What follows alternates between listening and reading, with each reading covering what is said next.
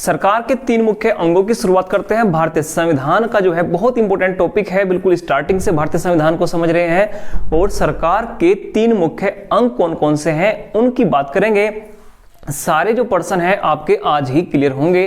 जी हाँ, व्यवस्थापिका क्या है, न्यायपालिका क्या है, कार्यपालिका क्या है, क्या तीनों की शक्तियां एक समान है भारतीय संविधान में, सभी बातों को आज देखने वाले हैं। और एक बात जो है सबसे अच्छी आज समझने के लिए मिलेगी आपको कि किस देश में न्यायपालिका है, किस देश में कार्यपालिका है, किस देश में आपका व्यवस्थापिका है, विधायिका है, और क्या आपके पृथ्वी पर कोई देश ऐसा भी है जिसमें कोई सदन नहीं है, कोई पार्लियामेंट नहीं है। ऐसे पर्सन भी आपको आज ही पढ़ने के लिए मिलेंगे।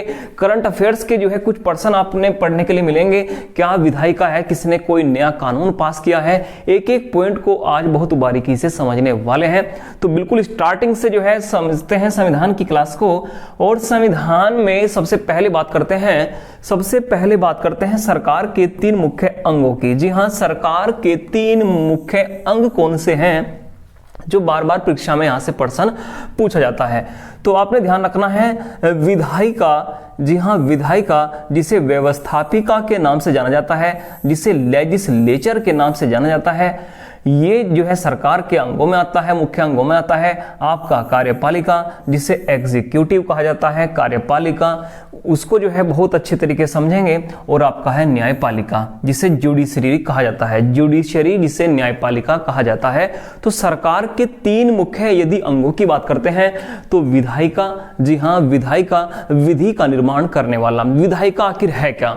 विधायिका जिसे व्यवस्थापिका के नाम से जाना जाता है, लेजिस्लेचर के नाम से जाना जाता है।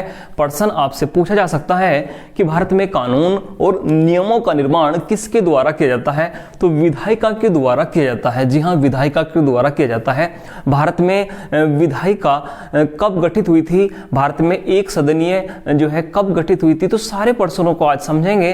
विधायिका जो करती है कानून का निर्माण और यही करती है भारत में कानून व नियमों का निर्माण। उसके बाद की बात करें कार्यपालिका। आखिर कार्यपालिका है क्या, कितने प्रकार की कार्यपालिका है, इसकी बात करेंगे। तो विधायिका द्वारा बनाए गए कानूनों व नियमों को संपूर्ण देश में लागू करना। जी हाँ, जो विधायिका के द्वारा जो कानून और नियम बनाए गए हैं उनको संपूर्ण देश में लागू करने का कार्य आपका कार्यपालिका करती है, जिसे हम एग्जीक्यूटिव के नाम से जानते हैं, जिसे हम जानते हैं किसके नाम से? एग्जीक्यूटिव। और न्यायपालिका आखिर क्या है? कानून के उल्लंघन पर जो है दंडित करना। यदि कोई कानून की अवहेलना करता है, जी हाँ, यदि कोई कानून की अवहेलना करता है या उनका उल्लंघन करता है तो उनको दंडित करने का कार्य और कानून की व्याख्या व समीक्षा भी न्यायपालिका द्वारा की जाती है। न्यायपालिका द्वारा की जाती है। ये प्रश्न आपसे पूछा जा सकता है कि कानून की व्याख्या और समीक्षा भारत में किसके द्वारा की जाती है? तो की जाती है न्यायपालिका के द्वारा। और हम ये भी समझेंगे आज इसी वीडियो में कि न्यायपालिका हमने जो है अमेरिका से ली है। भारत की न्यायपालिका में और अमेरिका की न्यायपालिका में क्या मुख्य अंतर है, सब बात को आज क्लियर करेंगे। तो पहले छोटी सी यदि बात को समझे तो विधायिका को यदि समझे तो विधायिका जिसमें जो है कानून का निर्माण होता है, नियम व कानून का यहाँ पर क्या होता है? निर्माण।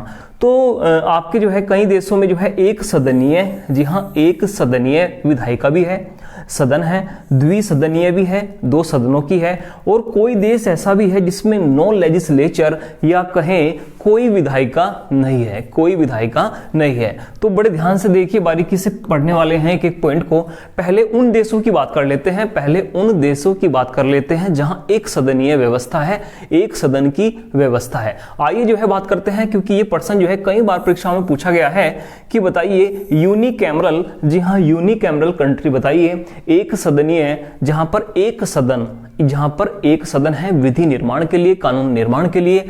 तो वे देश यदि आपसे पूछे जाएं, एक सदनीय व्यवस्था वाले देश यदि आपसे पूछे जाएं, तो आपने ध्यान रखना है श्रीलंका। देखिए भारत के पास की यदि बात करें, इंडिया के पास की बात करें तो श्रीलंका में जो है एक सदनीय व्यवस्था है। और श्रीलंका के पार्लियामेंट को पार्लियामेंथुआ कहा जाता है। जी हाँ, पार्लियामेंथुआ ये किसकी जो है संसद का नाम है? श्रीलंका की है, यूनिकैमरल है, एक सदनीय व्यवस्था है। और बांग्लादेश में भी एक सदनीय व्यवस्था है जिसकी जो है पार्लियामेंट को जातीय संसद के नाम से जाना जाता है। उसके बाद आपका चीन, जी हाँ, चीन में भी एक सदनीय व्यवस्था ही है और वहां पर एक एडवाइजरी कमेटी भी है, एडवाइजरी कमेटी भी है, एक सदनीय व्यवस्था है। वहां की संसद का नाम नेशनल पीपुल्स कांग्रेस है। उसके बाद मंगोलिया, मंगोलिया की बात पढ़ें तो मंगोलिया की संसद को खुरल कहा जाता है। मंगोलिया की संसद को क्या कहा जाता है? खुरल कहा जाता है। पहले नेपाल में भी 2015 से पहले जब संविधान नहीं बना था तो नेपाल भी एक सदनीय व्यवस्था वाला ही देश था, मगर जो है नए प्रावधान 2018 के बाद लागू हुए नेपाल में, वहां पर द्विसदनीय व्यवस्था की शुरुआत हुई। तो ये प्रश्न भी आपसे पूछा जा सकता है। तो पहले यदि हम देश की बात करें, आखिरकार हमने कौन कौन से देश पढ़े हैं जो भारत के पास हैं, जो भारत के पास हैं, क्योंकि ये प्रश्न आपसे पूछा जा सकता है कि भारत के पास उन देशों के बारे का उल्लेख कीजिए जिनमें एक सदनीय व्यवस्था है, जिनमें एक सदनीय व्यवस्था है। तो यदि भारत की बात करें, उसके पास देशों की बात करें तो श्रीलंका हुआ, आपका बांग्लादेश हुआ, श्रीलंका हुआ, आपका बांग्लादेश हुआ। तो ये दो देश ऐसे हैं, और आपका चाइना, आपका चीन, जहां एक जो है सदनीय व्यवस्था है, एक सदन की व्यवस्था है। और उसके बात करें, यदि आप भारत से आपने जो है उत्तर दिशा में देख रहे हो तो भारत से जो है उत्तर दिशा में चीन आता है, चीन के बाद मंगोलिया और फिर रशिया। तो चीन और रूस के बाद बीच में एक देश होता है, पड़ता है मंगोलिया, जिसकी जो है संसद, ये पार्लियामेंट भी कई बार परीक्षा में पूछ जाती है कि खुरल किस देश की संसद का नाम है। तो ये भी इंपॉर्टेंट प्रश्न है। ये मंगोलिया की संसद का नाम है। नेशनल पीपुल्स कांग्रेस, ये चीन की संसद का नाम है। जातीय संसद, ये बांग्लादेश की संसद का नाम है। और ये बड़ा इंपॉर्टेंट पॉइंट है, पार्लियामेंथुआ, ये जो है श्रीलंका की संसद का नाम है। ये है श्रीलंका की संसद का नाम। पिछले एग्जामों में जो भी प्रश्न पूछे गए हैं वो सभी जो है फैक्ट आपके समझ में आने वाले हैं। बस वीडियो को बहुत ध्यान से देखने की कोशिश कीजिए। उसके बाद में दो सदनात्मक, जी हाँ, द्विसदनात्मक व्यवस्था की बात करते हैं, दो सदन वाली व्यवस्था की बात करते हैं, जिसे बाइकैमरल कहा जाता है, जिसे बाइकैमरल कहा जाता है। जैसे नेपाल, जी हाँ, नेपाल में आपने राष्ट्रीय पंचायत पढ़ा होगा कि राष्ट्रीय पंचायत जो है संसद का नाम है और कहां पर है? नेपाल में है। मगर नेपाल जो है 2015 उसके बाद 2018 में वहां पर द्विसदनीय व्यवस्था की शुरुआत हुई थी। तो इस पॉइंट को आप मोस्ट इंपोर्टेंट समझ लीजिए। नेपाल के बारे में आपसे ये पूछा जा सकता है कि नेपाल की संसद तो राष्ट्रीय पंचायत है, मगर उसके दो सदन आपसे परीक्षा में पूछे जा सकते हैं। जी हां, पूछे जा सकते हैं, क्योंकि करंट की अपडेट है। तो राष्ट्रीय सभा नेपाल में उच्च सदन को कहा जाता है। जैसे भारत में उच्च सदन एक राज्यसभा है, ऐसे ही नेपाल में उच्च सदन क्या है? राष्ट्रीय सभा। और दूसरी जो सभा है निम्न सभा, प्रतिनिधि सभा है। जैसे भारत की बात करें तो भारत में आपका निम्न जो सदन है वो आपका लोकसभा है। ऐसे ही बात करते हैं आपका नेपाल की, तो नेपाल का निम्न सदन, तो ध्यान रखना कौन है? प्रतिनिधि सभा है। भूटान की संसद की बात कर लेते हैं। भूटान में केल्योंग सोखांग है। ऐसे ही म्यांमार में प्यूदांगसू हलुताव है। ये दोनों पॉइंट आपने ध्यान रखने हैं, इंपॉर्टेंट है, बहुत ज्यादा खास है। ये तो आपसे भूटान की संसद का नाम पूछा जा सकता है, त्सोंगडू भी उसे कहा जाता है, मगर जो है ये पॉइंट आपने ध्यान रखना है, ग्योल्योंग सोखांग और म्यांमार। जी हाँ, म्यांमार एक पड़ोसी देश है भारत का, तो क्यों ना उसकी संसद का नाम ध्यान रख लिया जाए, क्योंकि ये बहुत इंपॉर्टेंट प्रश्न बन जाता है। प्यूदांगसू हलुताव, बताइए किस देश की संसद का नाम है? आपके पड़ोसी देश है, कम से कम पड़ोसी देश की जो संसद है, पार्लियामेंट है, कम से कम उनके नाम आपने ध्यान रखने होने चाहिए। ठीक है, तो म्यांमार का आप ध्यान रख सकते हैं, प्यूदांगसू हलुताव। बार बार लिखने की प्रैक्टिस करें, क्योंकि तभी जो है ये याद होंगे। उसके बाद अफगानिस्तान की संसद शोरा का जिक्र करते हैं। शोरा में ध्यान रखना है कि अटल ब्लॉक स्थापित हुआ था। ये कई बार जो है परीक्षा में पूछा जाने वाला प्रश्न है, 1-2 वर्ष से लगातार पूछा जा रहा है कि अटल ब्लॉक किस संसद में स्थापित हुआ था। प्रश्न इसलिए पूछा जा रहा है क्योंकि भारत सरकार के द्वारा अफगानिस्तान की नई संसद का निर्माण हाल ही में कराया गया था। तो अटल ब्लॉक जो है किस संसद में स्थापित हुआ था? तो अफगानिस्तान की संसद में एक अटल ब्लॉक स्थापित किया गया था। तो ये आपने ध्यान रखना है। अफगानिस्तान की संसद का नाम है शोरा। उसके बाद इजराइल की संसद बहुत सुर्खियों में रहती है, नेसेट। और मालदीव और ईरान की संसद मजलिस। ब्रिटेन की जो है वहां पर तो पार्लियामेंट है, जैसे भारत में संसद है। तो ये बात देखिए, ये छोटे क्वेश्चन नहीं है, बहुत इंपॉर्टेंट क्वेश्चन है समझने के लिए। इजराइल में पूछा जा सकता है कि इजराइल की संसद का नाम बताइए, तो क्या है? नेसेट है। अब यहां से एक दो पॉइंट आपने और अच्छा मिलेगा सीखने के लिए परीक्षा में। आखिर क्या पॉइंट है? ब्रिटेन में जो है संसद है, उसी ब्रिटेन की संसद को वेस्टमिंस्टर प्रणाली कहा जाता है। देखिए, भारत में भी संसदीय प्रणाली ब्रिटेन से ली है। भारत में भी संसदीय प्रणाली कहां से ली गई है? ब्रिटेन से ली गई है।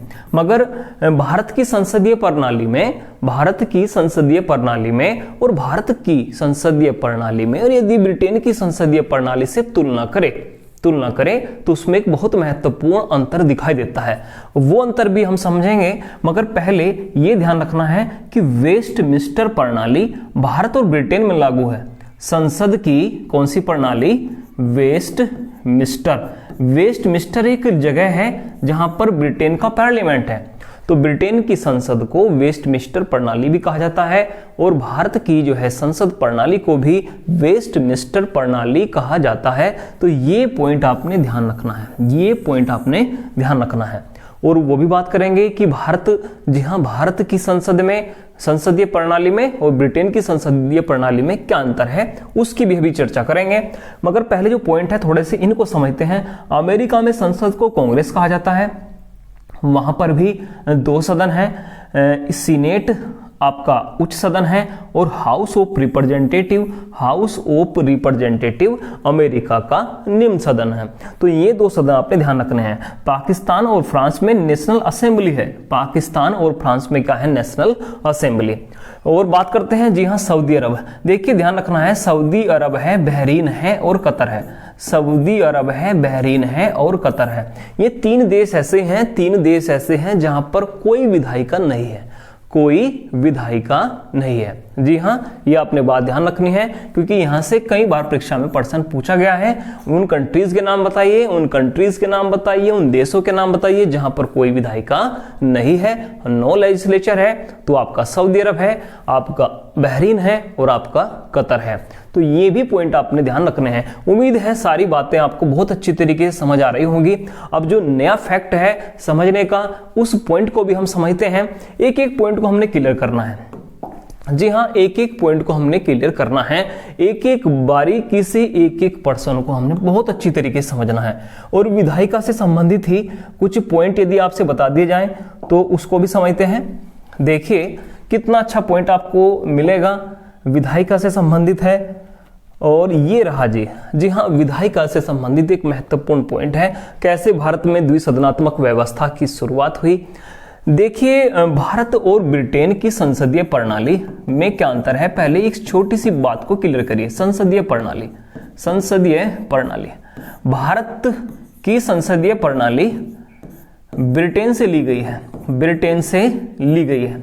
मगर यदि सर्वोच्चता की बात करें, जी हाँ, यदि सर्वोच्चता की बात करें तो भारत में संविधान सर्वोच्च है। और देखो, जनता तो सर्वोच्च है ही। यदि संविधान से भी कोई ऊपर यदि किसी माना जाता है तो जनता सर्वोच्च है। जी हाँ, जनता सर्वोच्च है। मगर यदि संसद में, पार्लियामेंट में और यदि संविधान में कंपैरिजन किया जाए तो संविधान भारत में सर्वोच्च माना जाता है। जबकि हम ब्रिटेन की बात करें तो ब्रिटेन में संसद सर्वोच्च मानी जाती है, ना कि संविधान। इसलिए एक पॉइंट ध्यान रखना बहुत अनिवार्य है। पॉइंट क्या है? जैसे आपने पढ़ा होगा कि भारत का संविधान कठोर भी है और लचीला भी है। भारत का संविधान कठोर भी है और क्या है? लचीला भी है। मगर एक पॉइंट आपने ध्यान रखना है, यदि केवल आपसे ये पूछे कि बताइए वह कौन सा देश है जहां केवल कठोर संविधान है, तो आपने ध्यान रखना है वो देश है अमेरिका। वो देश है आपका अमेरिका। देखिए ये पॉइंट बहुत महत्वपूर्ण है, एग्जाम के हिसाब से पर्सन डायरेक्ट पूछ जाते हैं कि वह देश बताइए जहां कठोर संविधान है, तो वो देश है अमेरिका। यदि आपसे ऐसा प्रश्न पूछा जाए कि वो देश बताइए जहां लचीला संविधान है, लचीला संविधान है, तो वो देश होगा आपका ब्रिटेन। वो देश होगा आपका ब्रिटेन। ब्रिटेन में है लचीला संविधान और अमेरिका में है कठोर संविधान। जबकि भारत में यदि बात करें तो भारत में कठोर भी है और भारत में लचीला भी है, दोनों प्रकार का ही रूप है संविधान का। अब यही बात समझनी थी कि ब्रिटेन से हमने संसदीय प्रणाली जरूर ली है, अवश्य ली है, मगर ये पॉइंट समझना है कि ब्रिटेन की संसदीय प्रणाली में, वेस्टमिंस्टर प्रणाली में और भारत की संसदीय प्रणाली में जो मुख्य अंतर है वो है सर्वोच्चता का। मुख्य अंतर है वो है सर्वोच्चता का। ब्रिटेन में संसद को सर्वोच्च माना जाता है, ब्रिटेन में संसद को सर्वोच्च माना जाता है, जबकि भारत में संविधान सर्वोच्च है, जबकि भारत में संविधान सर्वोच्च है। इसलिए ये आपने ध्यान रखना है कि संसदीय संप्रभुता का सिद्धांत, संसदीय संप्रभुता का सिद्धांत, देखिए ये सिद्धांत 1 नंबर में कहीं ना कहीं अवश्य पूछा जाता है परीक्षा में। मोस्ट इंपोर्टेंट, इस पॉइंट को आप नोट कर लीजिए कहीं पर। देखो सिद्धांत, 2 सिद्धांत हैं और दोनों की अभी बात करेंगे। एक सिद्धांत है शक्ति विभाजन का सिद्धांत, शक्ति पृथक्करण का सिद्धांत, जी हां, शक्तियों का पृथक्करण का सिद्धांत। और एक सिद्धांत है संसदीय संप्रभुता, संसदीय संप्रभुता। देखिए यदि प्रश्न पूछा जाए कि वह कौन सा देश है जो संसदीय संप्रभुता के जो है सिद्धांत को लागू करने वाला देश है, तो वो देश है आपका ब्रिटेन, क्योंकि वहां पर जो है पार्लियामेंट को अधिक पावर दी गई है, ना कि संविधान को, क्योंकि ब्रिटेन का संविधान अलिखित संविधान है। ब्रिटेन का संविधान क्या है? अलिखित संविधान है, परंपराओं पर आधारित क्या है? संविधान है। तो ये बात हमने समझी है, बहुत इंपॉर्टेंट फैक्ट था कि संसदीय संप्रभुता का सिद्धांत किस देश में लागू होता है, तो संसदीय संप्रभुता का सिद्धांत ब्रिटेन में लागू होता है। आइए जो है कुछ और जो है नए नए फैक्ट की बात करेंगे। एक एक पॉइंट को बहुत बारीकी समझ रहे हैं, जल्दबाजी कुछ नहीं है, केवल जो पॉइंट समझने के हैं वही पॉइंट जो है आपकी परीक्षा में आने वाले हैं। सारे के सारे पॉइंट महत्वपूर्ण हैं। आइए जो है कुछ नई बातों को समझते हैं। उम्मीद है आपने सारे पर्सन जो है जितने पर्सन थे नोट्स किए होंगे और नोट डाउन करते रहना। सभी पर्सनों को पहले एक बार समझ लीजिए, मन में एक बार बसा लीजिए आखिर संविधान है क्या। जी हाँ, संविधान है क्या, एक एक पॉइंट अपना मन में बसाइए, क्योंकि संविधान की विशेषताओं को लेकर प्रश्न अधिक परीक्षाओं में पूछे जाते हैं। तो आइए जो है और फैक्ट समझते हैं। यदि बात करें भारत में विधायिका की, जी हाँ, भारत में बात करें विधायिका, भारत में कैसे जो है विधायिका का गठन हुआ, ठीक है। यदि उसकी बात करते हैं, सदनों के गठन की बात करते हैं, तो सबसे पहले आपने ध्यान रखना है भारत में गवर्नर जनरल परिषद, भारत में गवर्नर जनरल परिषद का गठन हुआ था रेगुलेटिंग एक्ट 1773 के तहत। 1773 के तहत आपने पढ़ा भी होगा कि रेगुलेटिंग एक्ट 1773 एक ऐसा कानून था जहां पर वारेन हेस्टिंग को बंगाल का गवर्नर जनरल बनाया गया था। वारेन हेस्टिंग को बंगाल का गवर्नर जनरल बनाया गया था। और वारेन हेस्टिंग के समय ही सबसे पहले भारत में गवर्नर जनरल परिषद का गठन हुआ था। यदि ये प्रश्न परीक्षा में पूछ लिया जाए, और बहुत बार ये प्रश्न पूछा भी गया है कि भारत में सबसे पहले गवर्नर जनरल परिषद का गठन किस कानून के तहत हुआ था, तो कानून यदि आपसे पूछा जाए तो वो कानून है रेगुलेटिंग एक्ट 1773। उसके बाद जो है भारत में इंपीरियल विधान परिषद का गठन होता है। जी हाँ, इंपीरियल विधान परिषद, ये मोस्ट इंपोर्टेंट पर्सन है, मोस्ट इंपोर्टेंट पर्सन है, इंपीरियल विधान परिषद का गठन। जी हाँ, सेंट्रल जो है आपका काउंसिल एक बनता है, विधान परिषद बनता है। अब है क्या ये पॉइंट, वो भी समझते हैं। इंपीरियल विधान परिषद का गठन 1861 भारत परिषद अधिनियम के तहत हुआ था। 1861 का भारत परिषद अधिनियम के तहत ही भारत में सबसे पहली बार इंपीरियल विधान परिषद इसका गठन हुआ था। ये हुआ था 1857 की जो क्रांति हुई थी, 1857 की जो क्रांति हुई थी, तो उसके बाद एक सदन स्थापित किया गया था 1861 कानून के तहत, 1861 कानून के तहत। तो सबसे पहले एक सदन, जो ये एक सदनीय व्यवस्था है, देखिए भारत में अंग्रेजों के द्वारा सबसे पहले एक सदनीय व्यवस्था की शुरुआत हुई थी। सबसे पहले एक सदनीय व्यवस्था की क्या हुई थी? शुरुआत। और वो सन पूछा जा सकता है तो वो हुई थी 1861 में। एक सदन व्यवस्था से पहले भारत में गवर्नर जनरल परिषद बनी थी, वो बनी थी 1773 के रेगुलेटिंग एक्ट के तहत। मगर वर्तमान में क्या एक सदनीय व्यवस्था है? क्या वर्तमान में भारत में एक सदनीय व्यवस्था है? नहीं, वर्तमान में भारत में द्विसदनीय व्यवस्था है, 2 सदनों की व्यवस्था। जी हाँ, द्विसदनीय व्यवस्था। तो यदि ये पूछे कि एक सदनीय व्यवस्था की शुरुआत कब हुई थी, तो 1861 के भारत परिषद अधिनियम के तहत हुई थी, 1861 के भारत परिषद अधिनियम के तहत हुई थी। और यदि परीक्षा में ये प्रश्न पूछ लिया जाए कि भारत में द्विसदनीय व्यवस्था या द्विसदनात्मक व्यवस्था, द्विसदनीय व्यवस्था या भारत में द्विसदनात्मक व्यवस्था, 2 सदनों की व्यवस्था की शुरुआत कब हुई, तो वो कानून है आपका भारत शासन अधिनियम 1919। जी हाँ, भारत शासन अधिनियम 1919 के तहत ही 2 सदन बनाए गए थे। और यदि आपसे परीक्षा में पूछ लिया जाए कि भारत शासन अधिनियम 1919 के तहत उच्च सदन किसे बनाया गया, उच्च सदन किसे बनाया गया और निम्न सदन किसे बनाया गया, तो ये भी प्रश्न पिछली परीक्षाओं में पूछे गए हैं। तो ध्यान रखना, राज्य परिषद एक उच्च सदन था और केंद्रीय विधानसभा एक निम्न सदन था, एक निम्न सदन था। तो उच्च सदन था राज्य परिषद और केंद्रीय विधानसभा आपका था निम्न सदन। तो द्विसदनात्मक व्यवस्था की शुरुआत भारत शासन अधिनियम 1919 के तहत, एक सदनीय व्यवस्था की शुरुआत 1857 की क्रांति के बाद। तो 1857 क्रांति के बाद यदि हम समझें तो 1861 के भारत परिषद अधिनियम में, जी हाँ, इसी अधिनियम के तहत पोर्टफोलियो प्रणाली भी लागू हुई थी। और गवर्नर जो है, ध्यान रखना है, अध्यादेश जो लागू करने की शक्ति है, जैसे वर्तमान में राष्ट्रपति अध्यादेश लागू करते हैं, वर्तमान में राष्ट्रपति के द्वारा एक लघु कानून अध्यादेश लागू किया जाता है। मगर ब्रिटिश काल में गवर्नर जनरल के तहत अध्यादेश लागू करने की शक्ति भी इसी कानून के तहत मिली थी, 1861 के भारत परिषद अधिनियम के तहत। तो एक सदनीय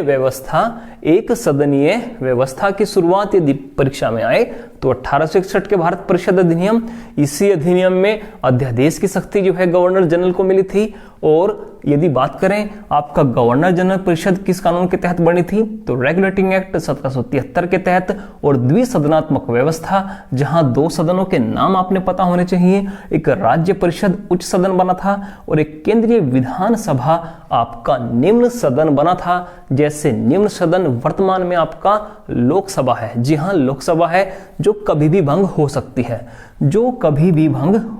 है, तो उम्मीद है जितने भी फैक्ट हैं, देखिए हर फैक्ट को हम बहुत बारीकी से समझ रहे हैं। नो लेजिस्लेचर किस देश में है, अच्छे पॉइंटों के हमने समझा है। मगर अब देखिए स्टार्टिंग पर आते हैं, एक एक पॉइंट को और समझ लेते हैं। अब बात करते हैं कार्यपालिका की। जी हाँ, बात करते हैं अब कार्यपालिका। एग्जीक्यूटिव क्या है, आखिर इनमें जो है कौन पावरफुल है, कौन जो है अधिक शक्तिशाली है। देखिए कितना अच्छा प्रश्न है।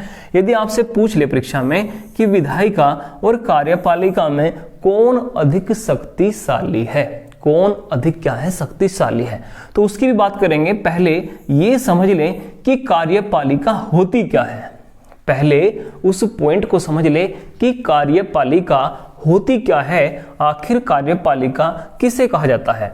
तो भारत में 2 प्रकार की जो है कार्यपालिका है, एक अस्थायी कार्यपालिका है और एक स्थायी कार्यपालिका है। यदि बात करें तो भारत में कितने प्रकार की कार्यपालिका है, तो भारत में 2 प्रकार की कार्यपालिका है, एक अस्थायी कार्यपालिका। अस्थायी कार्यपालिका को ही राजनीतिक कार्यपालिका के नाम से जाना जाता है। बहुत इंपॉर्टेंट पर्सन है, ये ध्यान रखना है, मोस्ट इंपॉर्टेंट पर्सन है कि अस्थायी कार्यपालिका को राजनीतिक कार्यपालिका के नाम से जाना जाता है, जबकि दूसरी जो कार्यपालिका है उसे स्थायी कार्यपालिका के नाम से जाना जाता है। यदि आपसे प्रश्न पूछ लिया जाए परीक्षा में, अब यहां पर फोकस करना, ध्यान रखना, जो निर्वाचित होते हैं कार्यपालिका भी, अस्थायी कार्यपालिका भी, राजनीतिक कार्यपालिका भी दो प्रकार की होती है। स्थायी कार्यपालिका, अस्थायी कार्यपालिका भी कितने प्रकार की होती है? दो प्रकार की होती है। जो निर्वाचित होते हैं, जैसे आपका राष्ट्रपति, जैसे आपके राष्ट्रपति, उपराष्ट्रपति, जी हाँ उपराष्ट्रपति, प्रधानमंत्री, जो आपके निर्वाचित होते हैं, राष्ट्रपति है, उपराष्ट्रपति है और प्रधानमंत्री है, ये संघ की कार्यपालिका में होते हैं। ये होते हैं संघ की कार्यपालिका, जी हाँ संघ की कार्यपालिका।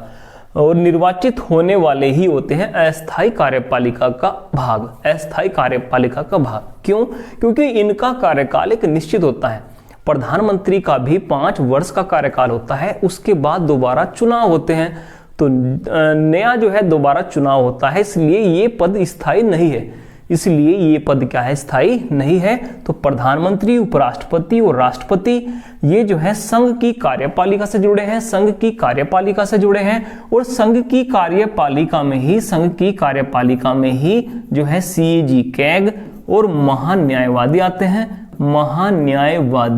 आते हैं, ये भी संघ की कार्यपालिका के ही भाग है, संघ की कार्यपालिका के ही भाग हैं। तो बहुत अच्छी तरीके से आपने समझना है।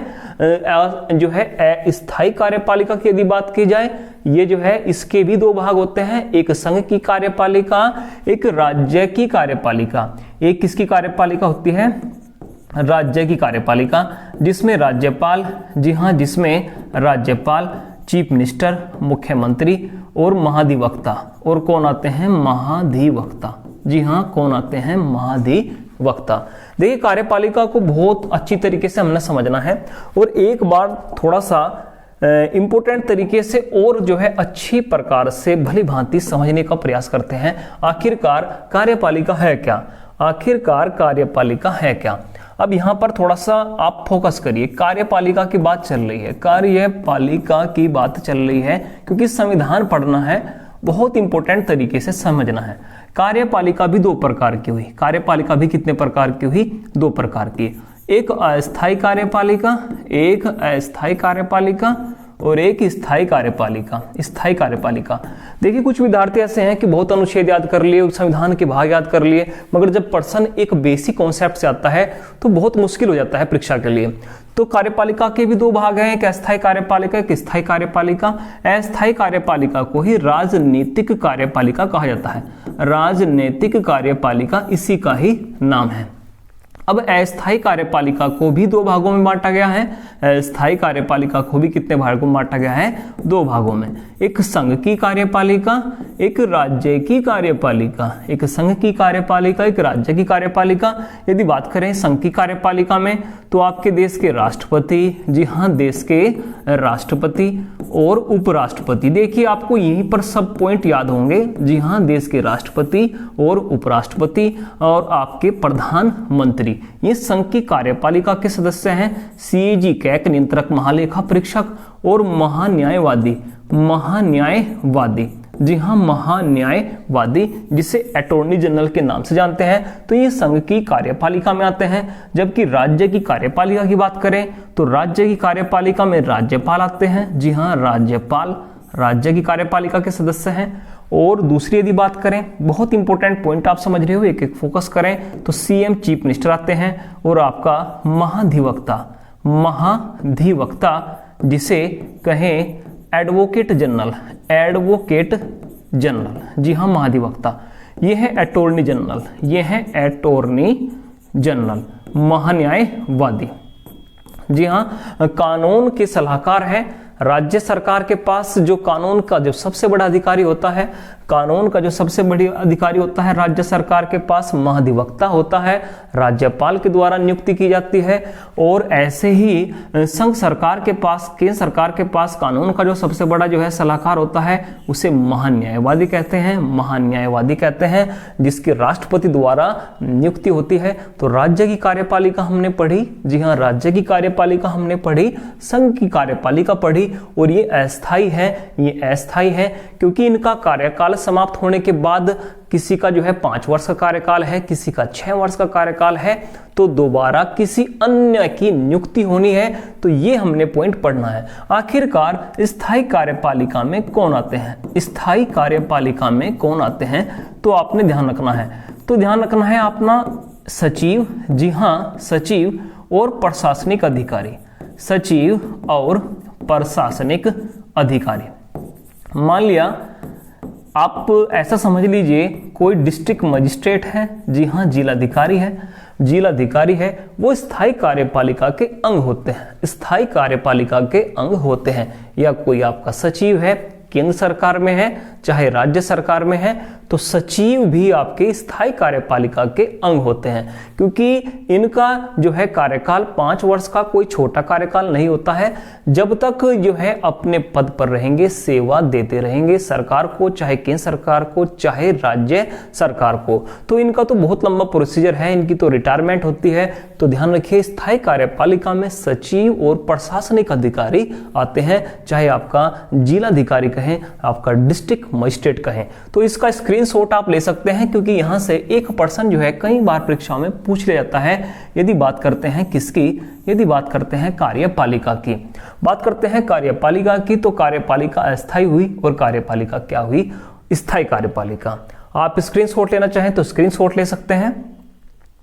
अब एक पॉइंट और है समझने का, यदि बात करें भारत की कार्यपालिका की, देखिए यहां पर एक एक पॉइंट को बहुत बारीकी से समझना है, बस आप जो है फोकस बना कर रखें। देखिए कई बार परीक्षा में ये पूछ लिया जाता है, कई बार परीक्षा में एक पॉइंट पूछ लिया जाता है कि भारत में किस प्रकार की कार्यपालिका है, भारत में किस प्रकार की कार्यपालिका है। तो ध्यान रखना भारत में वास्तविक व नाम मात्र की कार्यपालिका है, भारत में वास्तविक व नाम मात्र की कार्यपालिका है, वास्तविक व नाम मात्र की कार्यपालिका है। यदि आपसे पूछा जाए परीक्षा में कि नाम मात्र की कार्यपालिका के प्रमुख बताइए, नाम मात्र की कार्यपालिका के प्रमुख बताइए, तो देश के राष्ट्रपति हैं, जी हाँ देश के राष्ट्रपति हैं। और यदि वास्तविक कार्यपालिका का प्रमुख पूछा जाए, वास्तविक कार्यपालिका का प्रमुख पूछा जाए, तो देश के प्रधानमंत्री हैं, देश के प्रधानमंत्री हैं। ये पॉइंट बहुत समझने लायक है। कार्यपालिका का प्रमुख देश का राष्ट्रपति होता है, मगर वो नाम मात्र की कार्यपालिका का प्रमुख होता है। ये भी बात सत्य है कि सभी कार्य देश में जो जितने भी कार्य होते हैं, तो सभी कार्य में राष्ट्रपति के नाम पर ही किए जाते हैं। जितने भी अंतर्राष्ट्रीय संधि समझौते हैं, बड़े ध्यान से समझिए, अंतर्राष्ट्रीय संधि समझौते, अंतर्राष्ट्रीय संधि समझौते देश में राष्ट्रपति के नाम पर होते हैं, राष्ट्रपति के नाम पर होते हैं, मगर फिर भी वो नाम मात्र की कार्यपालिका का प्रमुख बोलते हैं। ऐसे ही प्रधानमंत्री को वास्तविक कार्यपालिका का प्रमुख कहा जाता है। इस पॉइंट को आप समझना, वास्तविक कार्यपालिका का जो प्रमुख है उसे जो है प्रधानमंत्री को कहा जाता है। तो उम्मीद है आपको सभी फैक्ट जो है समझने के लिए मिल रहे हैं, सारे पर्सन बहुत ही अच्छे हैं। स्थायी कार्यपालिका को आपने समझा, राजनीतिक कार्यपालिका क्या है, अस्थायी कार्यपालिका क्या है। अब जो पॉइंट है वो आता है शक्तियों का। जी हाँ, आखिरकार कौन अधिक पावरफुल है, आखिरकार कौन अधिक पावरफुल है। यदि बात करें कार्यपालिका एग्जीक्यूटिव पावरफुल है या विधायिका लेजिस्लेचर पावरफुल है, यदि दोनों की बात करें। मगर आपने ध्यान रखना है, जो ये कार्यपालिका की हमने बात की है, कार्यपालिका की बात की है, इसमें मंत्री परिषद भी आती है, इसमें मंत्री परिषद भी आती है। और आपने कहीं ना कहीं अवश्य पढ़ा होगा कि मंत्री परिषद लोकसभा के प्रति उत्तरदायी होती है, लोकसभा के प्रति उत्तरदायी होती है। जी हाँ, मंत्रिपरिषद लोकसभा के प्रति उत्तरदायी होती है। अर्थात ये कहें कि कार्यपालिका का जो है, यदि ये कथन कारण में प्रश्न बन जाए, आखिरकार किसका किस पर नियंत्रण है, किसका किस पर नियंत्रण है, तो ध्यान रखिए आप जो है विधायिका का, जी हाँ, विधायिका का कार्यपालिका पर, विधायिका का और किस पर, कार्यपालिका पर नियंत्रण है, कार्यपालिका पर क्या है, नियंत्रण है। क्योंकि मंत्रिपरिषद लोकसभा के प्रति क्या होती है, उत्तरदायी होती है। तो बहुत अच्छा पॉइंट देखिए आपने समझा है कि भारत में जो है कार्यपालिका विधायिका के प्रति उत्तरदायी है, ये भी आप समझना, बहुत अच्छा पॉइंट है, जो समझने वाला पॉइंट है। अब बात करते हैं आपका जुडिशरी सिस्टम, जी हाँ, न्यायपालिका की बात करते हैं। आखिरकार देखिए, जो भारत में न्यायपालिका है या न्यायिक पुनरावलोकन का जो सिद्धांत है वो अमेरिका से लिया गया है। वो कहां से लिया गया है, अमेरिका, जी हाँ, अमेरिका।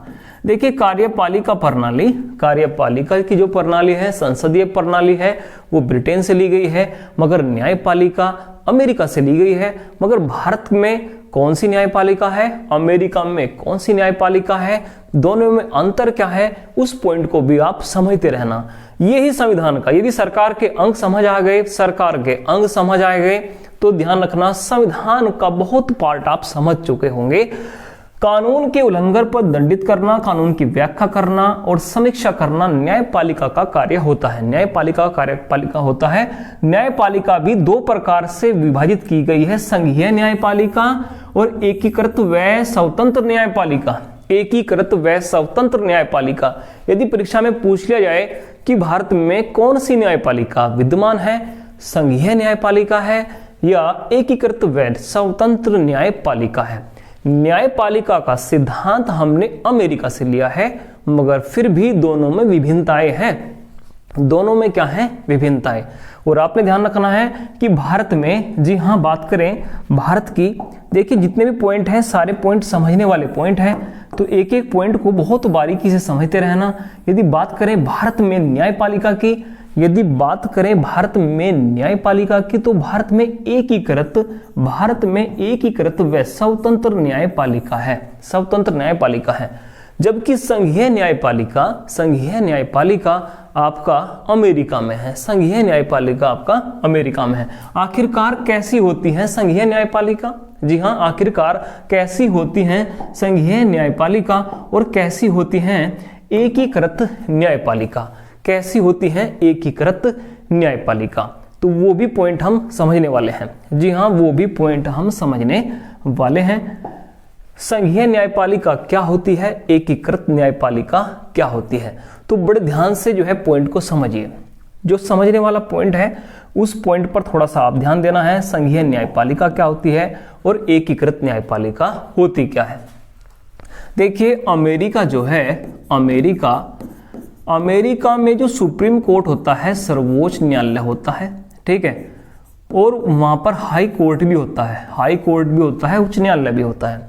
मगर अमेरिका का उच्च न्यायालय राज्यों के लिए बना है और अमेरिका का सर्वोच्च न्यायालय जो संघीय न्यायालय है वो केंद्र के लिए बना है। केंद्र के जो संबंधित केस हैं, संघ से संबंधित केस हैं, उनकी सुनवाई वहां के सर्वोच्च न्यायालय में होती है। जो राज्यों से संबंधित केस हैं उनकी सुनवाई हाई कोर्ट में होती है। क्या भारत में भी ऐसा ही है कि संघ से संबंधित केस, सरकार संबंधित सभी केस जो है सुप्रीम कोर्ट में सुनवाई होंगे, किसी राज्य सरकार का कोई केस या किसी राज्यों के नागरिकों संबंधित कोई केस सुप्रीम कोर्ट में नहीं जाएगा? तो ऐसा भारत में बिल्कुल नहीं है। भारत की जो है न्यायपालिका पद्धति अलग है, चाहे हमने उसको अमेरिका से लिया हो सिद्धांत को, मगर फिर भी दोनों में विभिन्नताएं हैं। अमेरिका में जो मुख्य न्यायाधीश होता है, यदि आपसे उसका कार्यकाल पूछ लिया जाए, जैसे भारत के मुख्य न्यायाधीश का कार्यकाल आपने पढ़ा होगा 65 वर्ष की अधिकतम आयु। यदि भारत के मुख्य न्यायाधीश, जी हाँ, भारत के मुख्य न्यायाधीश के कार्यकाल की बात करें तो कहीं ना कहीं आपने पढ़ा होगा कि 65 वर्ष की अधिकतम आयु। मगर अमेरिका के मुख्य न्यायाधीश यदि बात करें तो जीवन पर्यंत अपने पद पर रहता है। जी हाँ, जीवन पर्यंत जीवन पर्यंत अपने पद पर रहते हैं अमेरिका के मुख्य न्यायाधीश। देखिए कितना जो है बड़ा अंतर है, वहां पर न्यायिक समीक्षा का अधिक अधिकार मिला हुआ है और भारत में ये अधिकार कम है। तो आइए समझते हैं थोड़ा सा न्याय एकीकृत और स्वतंत्र न्यायपालिका के बारे में समझते हैं भारत में। देखिए भारत में न्यायपालिका की यदि बात करें तो भारत में सबसे पहले रेगुलेटिंग एक्ट 1773 के तहत कलकत्ता में 1774 में सर्वोच्च न्यायालय स्थापित हुआ था। सर्वोच्च न्यायालय स्थापित हुआ था। लेकिन न्यायपालिका से संबंधित ये कुछ फैक्ट हैं, आपके काम आने वाले फैक्ट हैं। तो भारत में सबसे पहले सुप्रीम कोर्ट खुलता है, कहाँ? कलकत्ता में खुलता है। पहले मुख्य न्यायाधीश थे एलिजा इम्पे। पहले मुख्य न्यायाधीश थे एलिजा इम्पे। सर्वोच्च न्यायालय जो कलकत्ता में खुलता है उसके पहले मुख्य न्यायाधीश थे एलिजा इम्पे। जी हाँ, उसके बाद 1861 का उच्च न्यायालय अधिनियम 1861 का उच्च न्यायालय अधिनियम लॉर्ड कैनिंग के समय आया था, जिसमें मुंबई, मद्रास और कलकत्ता, जी हाँ, मुंबई, मद्रास और कलकत्ता में उच्च न्यायालय स्थापित हुए थे। उच्च न्यायालय स्थापित हुए थे। अब एक बात यहाँ पर समझने की है, एक बात यहाँ पर समझने की है कि 1861 के अधिनियम में क्या कलकत्ता में अलग उच्च न्यायालय बना था? क्योंकि आपने अभी पढ़ा है कि 1773 के रेगुलेटिंग एक्ट के तहत 1774 में कलकत्ता में सुप्रीम कोर्ट बना था। सुप्रीम कोर्ट बना था। मगर क्या 1861 के उच्च न्यायालय अधिनियम के तहत क्या कलकत्ता में अलग हाई कोर्ट बना था? अलग हाई कोर्ट बना था? तो ऐसा नहीं है। जो बिल्डिंग सर्वोच्च न्यायालय की थी, जी हाँ, जो बिल्डिंग सर्वोच्च न्यायालय की थी, उसी बिल्डिंग को हाई कोर्ट में तब्दील कर दिया गया था। हाई कोर्ट में तब्दील कर दिया गया था। तो यदि ये प्रश्न पूछ लिया जाए कि भारत के पहले सर्वोच्च न्यायालय, भारत के पहले सर्वोच्च न्यायालय कलकत्ता सर्वोच्च न्यायालय ने कब से कब तक जो है कार्य किया, तो 1774 से 1861 ईस्वी तक, 1861 ईस्वी तक। देखिए कितना इंपॉर्टेंट फैक्ट था कि कलकत्ता के सर्वोच्च न्यायालय ने कार्य कब से कब तक किया, तो 1774 से 1861 तक। ये भी पॉइंट आपने नोट करना है। उसके बाद की बात करें कि भारत शासन अधिनियम 1935, देखिए जो वर्तमान में दिल्ली में सर्वोच्च न्यायालय है, आखिर वो कैसे स्थापित हुआ था, बस उसी पॉइंट को समझने जा रहे हैं। भारत शासन अधिनियम 1935 के तहत फेडरल न्यायालय 1937 में दिल्ली में स्थापित हुआ था। जी हाँ, दिल्ली में स्थापित हुआ था, जिसके मुख्य न्यायाधीश मॉरिस गोयर बने थे। जिसके मुख्य न्यायाधीश मॉरिस गोयर बने थे। मोस्ट इंपोर्टेंट इस पॉइंट को समझिए, क्योंकि ये पॉइंट परीक्षा में बहुत बार पूछा गया है। मॉरिस गोयर 1937 में दिल्ली में जो फेडरल न्यायालय बना था, जी हाँ, फेडरल संघीय न्यायालय में और सर्वोच्च न्यायालय में भी अंतर है। उस अंतर को बड़े बारीकी से हमने समझना है। देखिए पॉइंट क्या है, जो दिल्ली में फेडरल न्यायालय बना था, जो दिल्ली में फेडरल न्यायालय बना था, जिसे वर्तमान में सर्वोच्च न्यायालय कहा जाता है, वर्तमान में सर्वोच्च न्यायालय कहा जाता है, वो किस कानून के तहत बना था? वो भारत शासन अधिनियम 1935 के तहत बना था। भारत शासन अधिनियम 1935 के तहत बना था और बनकर तैयार हुआ था 1937 में। बनकर तैयार हुआ था 1937 में। तो फेडरल न्यायालय का सन परीक्षा में आए तो 1937 आपने लगाना है। यदि कानून आए तो कानून लगाना है भारत शासन अधिनियम 1935। मगर ये सर्वोच्च नहीं था, ये सर्वोच्च नहीं था। कैसे? देखिए, यदि वर्तमान में जो पद्धति है न्यायालयों की, वर्तमान में पद्धति क्या है? पहले जिला अदालतें हैं, पहले क्या है? जिला अदालतें।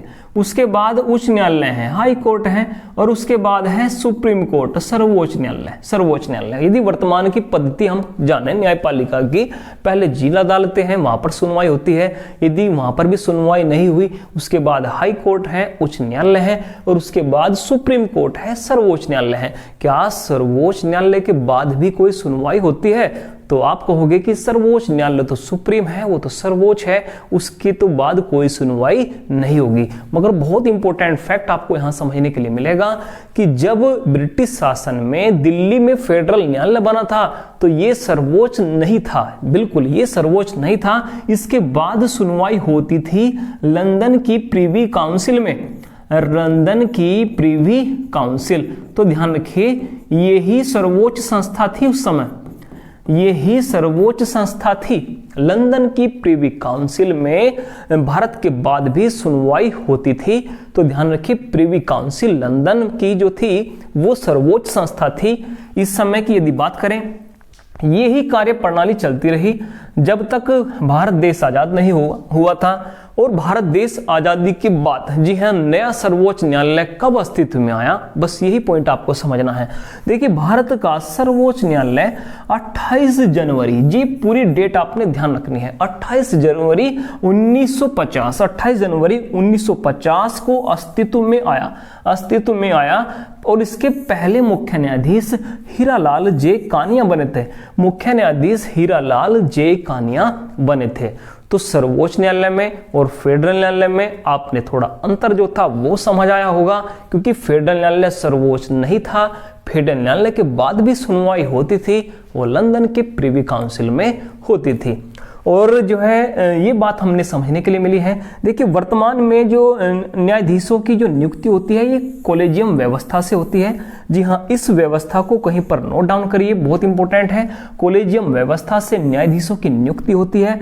वर्तमान में 34 न्यायाधीश हैं सर्वोच्च न्यायालय में। जी हाँ, वर्तमान में 34 न्यायाधीश हैं, 33 जो है अन्य न्यायाधीश हैं और एक आपके मुख्य न्यायाधीश हैं।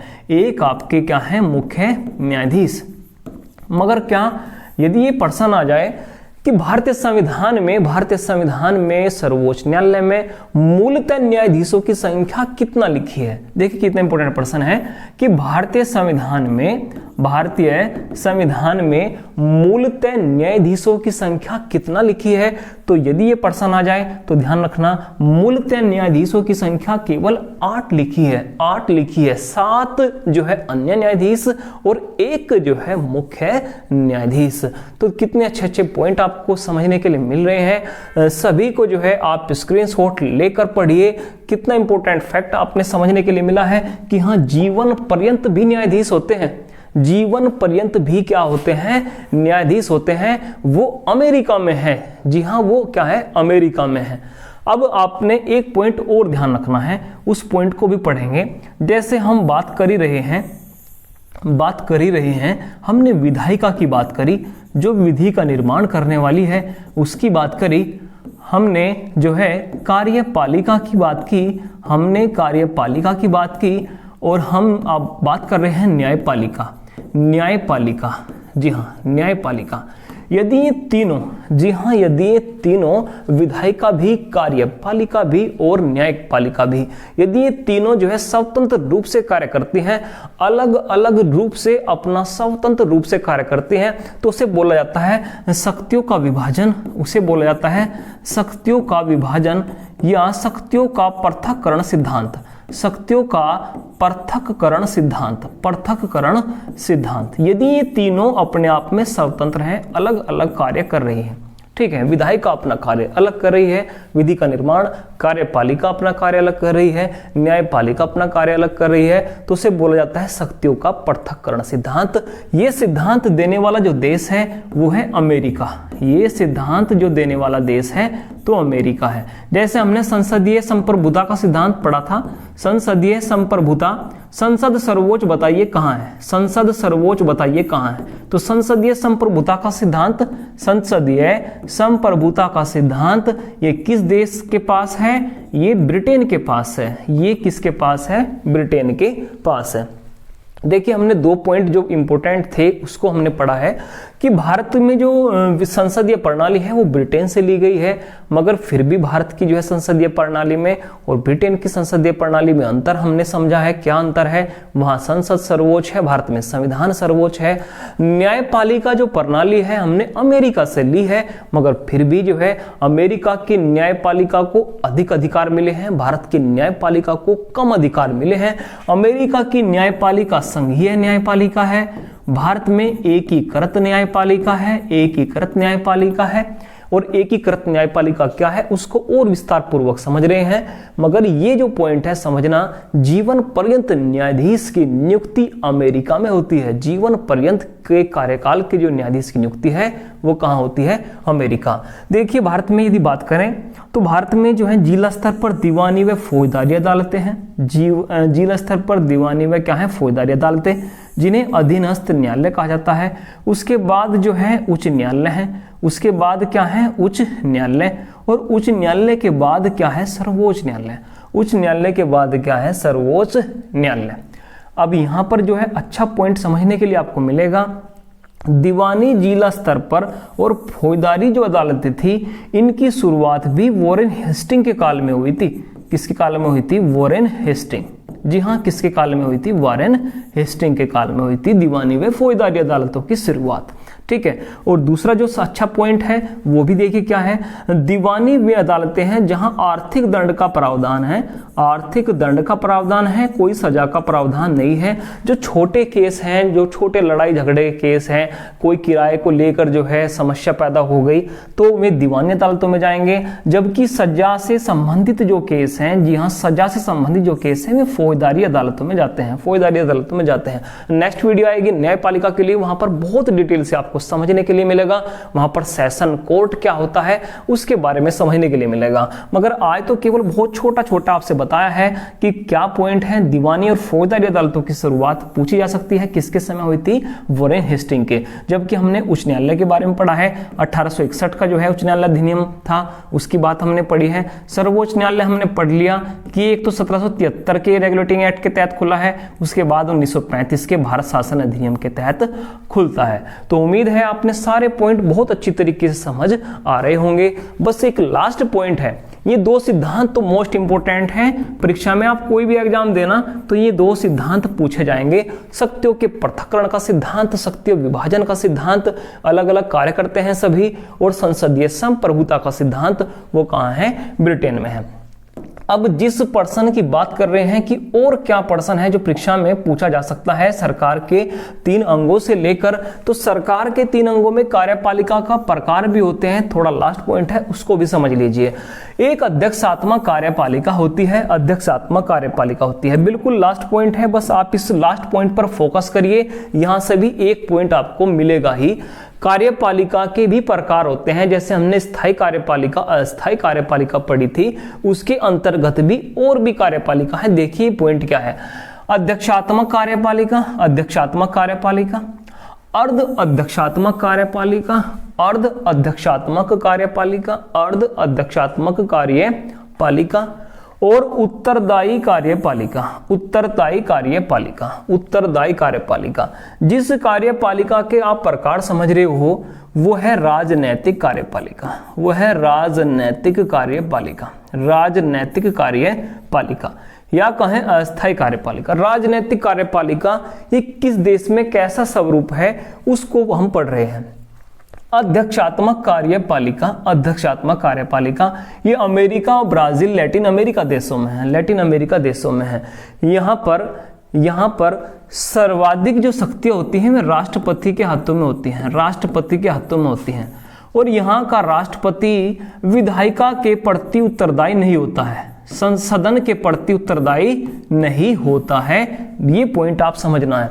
अमेरिका का राष्ट्रपति वहां की विधायिका के प्रति उत्तरदायी नहीं है, जबकि भारत में